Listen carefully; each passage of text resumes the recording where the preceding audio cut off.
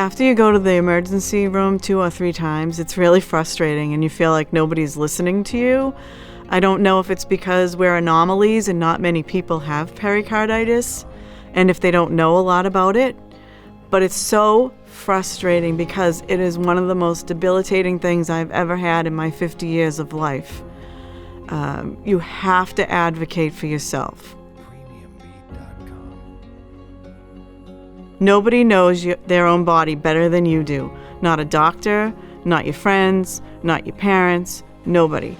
You have to advocate and get them to listen, even if you have to say it 150 times. You have to advocate for what you need and what gives you relief. When I got my diagnosis of pericarditis, I started to research because I wasn't getting enough information to satisfy me, and I wanted it to go away.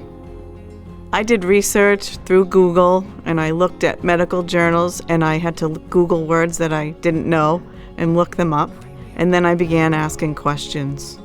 I finally found a group on social media that are survivors of pericarditis, and I learned a ton of information from people who are going through experiences similar to mine.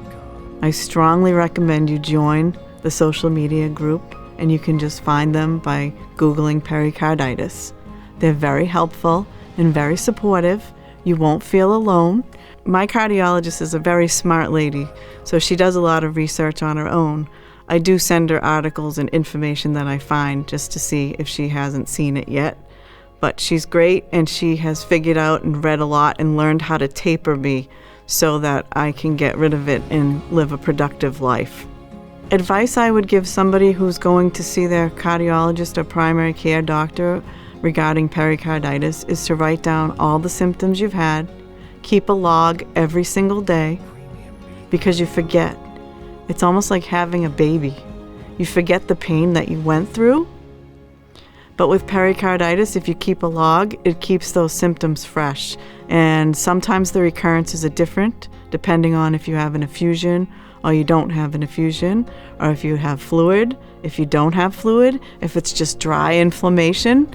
It's all different, and people need to know what you're going through.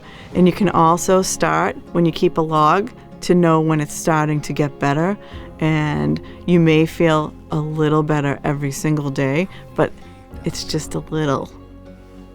And so that's where the log will help you communicate better with your doctor about the symptoms and keep yourself going to know that you're on the road to healing. The advice I would give to somebody whose doctor is not listening is to find someone who will listen, because there's always somebody out there who will listen and who is willing to help.